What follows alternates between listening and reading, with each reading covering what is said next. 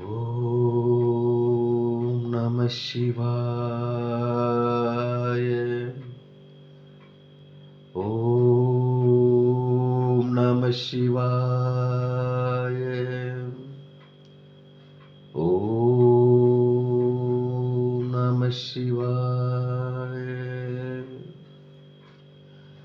அன்பான சிவ அன்பர்களே, கடந்த நாட்களில் நம்ம சிவபெருமானுடைய தேவார பாடல் பெற்ற ஆலயங்கள், அதாவது தமிழ்நாட்டில் மாவட்டத்தோறும் உள்ள தேவார பாடல் பெற்ற ஆலயத்துடைய வரலாற்று சிறப்பை ஒவ்வொன்றா நான் உங்களுக்கு வழங்கிட்டு வர்றேன்.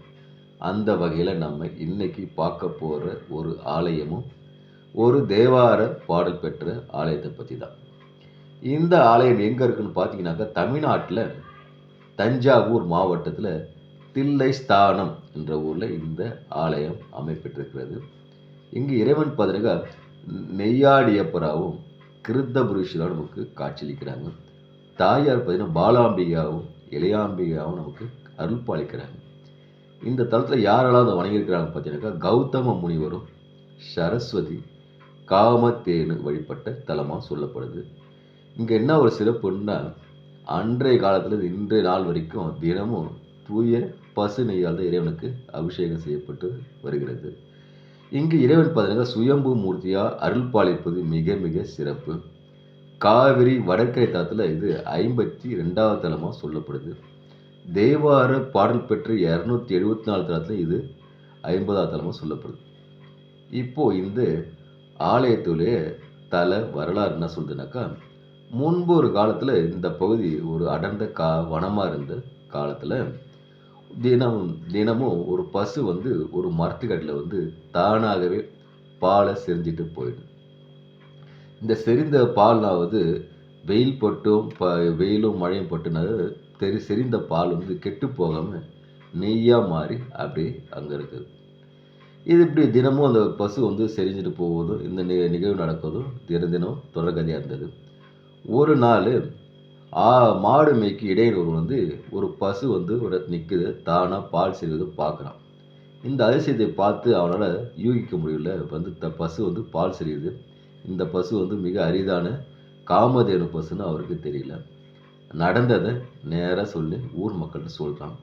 ஊர் மக்கள்கிட்ட சென்று பார்க்கும்போது ஊர் மக்கள்லாம் ஓடி அந்த வனத்தை பார்க்குறாங்க. மிகப்பெரிய அதிசயமாக இருக்குது. அதிசயமாக இருந்தவொடனே பார்த்தீங்கன்னாக்கா, அந்த இதில் நெய்யாக நிரம்பி இருக்கு. மக்கள் என்ன பண்ணுறாங்க, அந்த இடத்த தோண்டி எடுக்கும்போது அங்கே ஒரு அழகிய சிவலிங்கம் இருக்குது.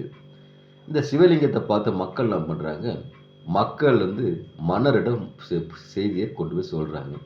மன்னர் தீராத சிவன் பக்தர். அவர் வீட்டில் மிகப்பெரிய பூஜை ஆடம்பரமாக செய்கிறாரு. ஆனால் அவருக்கு அங்கே சிவன் அவர்கள் கிடைக்கல. மாறாக ஒரு வனத்தில் இவருக்கு நிகழ்ச்சி கேட்டோன்னே சிவபெருமான் அங்கே அந்த சிவலிங்கத்தை பார்க்குறாரு. அதே இடத்துல ஒரு ஆலயத்தை அமைச்சு கும்பாபிஷேகம் பண்ணி சிவபெருமானை வழிபட்ட தலமாகும் இந்த தலம். அன்றிலிருந்து பார்த்தீங்கன்னாக்கா, அன்னைக்கு இறைவன் மீதுக்கு ஒரு அரசன் ஆணையிடுறாரு. இங்கே இறைவனுக்கு தூய பசு நெய்யால் தான் அபிஷேகம் செய்யப்படணும்னு சொல்லி ஆணையிடுறாரு. அன்றிலிருந்து இன்று வரை பார்த்தீங்கன்னாக்கா, தூய பசு நெய்யினாலே இங்கே இருக்கிற இறைவனுக்கு அபிஷேகம் செய்யப்படுகிறது. அதனாலேயே இங்கே இருக்கிற இறைவனுக்கு நெய்யாடியப்பன்னு சொல்கிறாங்க, கிருதபுரீஸ்வரன் சொல்கிறாங்க.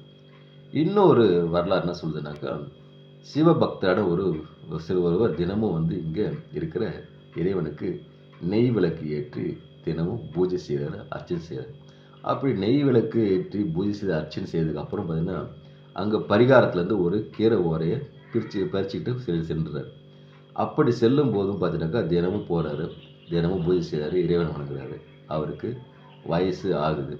வயசாகும்போது அவர் என்ன பண்ணுறாரு, அவர் முதுமை காரணமாக கொண்டு இறைவன் ஆலயத்தை செல்கிறாரு. இறைவனை முறையிட சிவபெருமானை, இறைவனே, நான் எனக்கு எட்டிய காலத்துலேருந்து உன்னை வணங்கிட்டு செல்கிறேன். எனக்கு இப்போ வயசாகுது, தள்ளாடு நேரத்தில் எனக்கு ஒரு அருள்ப்பு கொடுத்து முக்தியை கொடுக்கூடாதுன்னு சொல்லி சிவபெருமானை கேட்குறாரு. கேட்கும்போது பார்த்தீங்கன்னா, அங்கே ஒரு ஆசாரிக்கு ஒரு சிவபெருமான் பக்தா, நீ எனக்கு தினமும் நெய் விளக்கேற்றி அர்ச்சனை பண்ண, அதில் எந்த தவறும் இல்லை. ஆனால் போகும்போது பரிகாரத்தில் இருக்கிற தினமும் ஒரு கீரை ஓரை பறிச்சுட்டு போனேன் இல்லையா, அந்த பலனுக்கு அப்புறம் நான் உனக்கு செய்கிறது சொல்லிட்டு அவனுக்கு ஒரு விஷயத்தை உணர்த்துறாரு. அதுதான் சிவபெருமான் ஆலயத்திலிருந்து எதை தொட்டு எடுத்துகிட்டு போனாலும் அது சிவன் சொத்து என்று ஒரு விஷயத்தை அங்கு அவருக்கு உணர்த்துறாரு. இப்படி சிறப்பு பெற்ற ஆலயம் தான் இந்த தில்லை ஸ்தானத்தில் இருக்கிற நொய்யாடியப்பரும் கிருதபூஷியர் ஆலயம். அதனால் அன்பான சிவ அன்பர்களே, வாய்ப்பை ஒரு முறை உருவாக்கிட்டு இங்கே இருக்க தில்லை ஸ்தானம் சென்று நொய்யாடியப்பரையும் கிருத்த புருஷரையும் வணங்கி பாலாம்பிகையும் இளையாம்பிகை வணங்கி இறையருள் பெற்று இன்புற்று வாழ்க, ஈசனடி சேர்க. ஓம் நமச்சிவாய வாழ்க, நாளந்தால் வாழ்க, இமைப்பொழுதும் என் நெஞ்சில் நீங்காத தாழ் வாழ்க.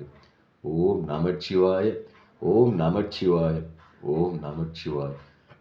அன்பையை விதைப்போம், அன்பையை அறுவடை செய்வோம். ஓம் நமச்சிவாய.